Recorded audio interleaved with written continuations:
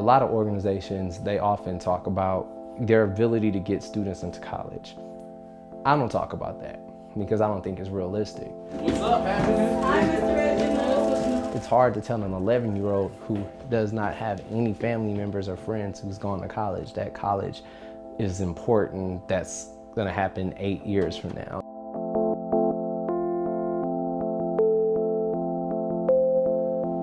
We give them the tools and the resources that they can actually use today that keeps them out of trouble right now. And then when they get to the time where they can make the decision, it's like, you know what? Not only I want to go to college, I actually feel that I'm prepared for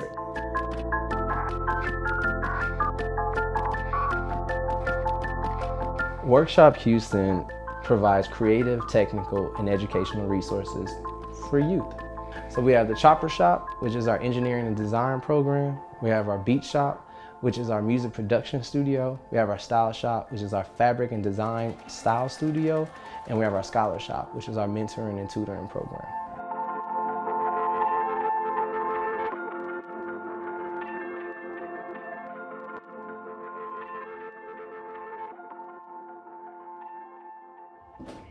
All right, peace. I'm originally from South Central Los Angeles. Unfortunately, my mother and my father cared more about drugs than they ever did me. And that pain, that hurt, that motivated me to never want to be like that. School was almost like my protection from the environment that I was in.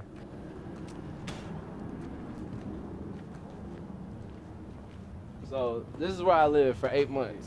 This is actually a door. You can see the hinges on it. I broke my lease at my apartment and I moved into our abandoned building in the back. I'm scared to go in here. I haven't been in here in so long. I just knew it was just something about what was happening here. It was different, it was unique. Now come in here like this. Well, hope nothing comes out.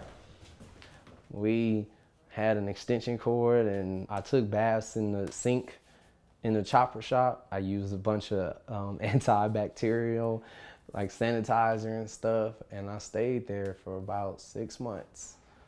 So this was what kept me motivated to live in this abandoned spot. A letter that one of my students wrote to me. I just want to say thank you. You never gave up on me, no matter how bad or how hard-headed I've been. I will leave someday, and you'll be proud of me, hopefully. I am. Thanks for being there. Yep. Yeah, so I put this up, you know, I painted the walls, whatever, and I just had a bed, and this is where I stayed, right here.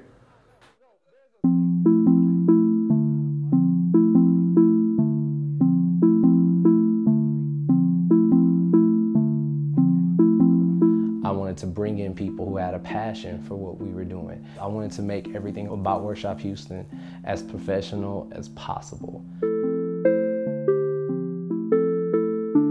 I was just kind of cruising Craigslist in the gig session, and I ran across an ad that was looking for a music instructor to teach kids how to make beats.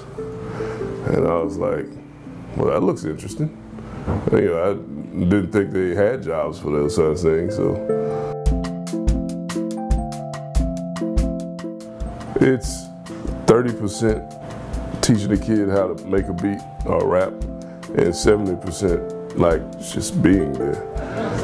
Gotta work with my vision. We represent more than just what we teach the kids. We represent an example of being a responsible adult that's not doing some of the things they might hear in some of the songs they listen to. You forgot it? I didn't really like to rap in front of a lot of people, and he just told me, you know, be yourself. And he kind of got me out of my shyness a little bit. It's a great feeling to watch a kid come in that didn't know what they had inside of them that they may have figured it out and then just run with it. That's an awesome feeling.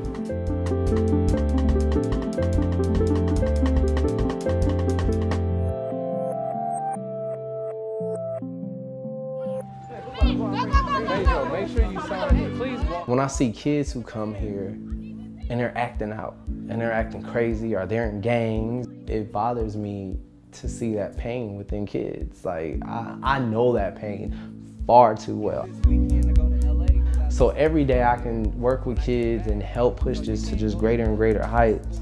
It's more kids that can come to me and say, you know what, Mr. Reginald, thank you for helping me where I didn't think that I could even help myself. This could make sense in Third Ward, this can make sense in Los Angeles, this can make sense in China. So, you know, ideally, I would love to have Workshop Houston, Workshop Dallas, Workshop New York. It's not even a doubt in my mind. It's gonna happen.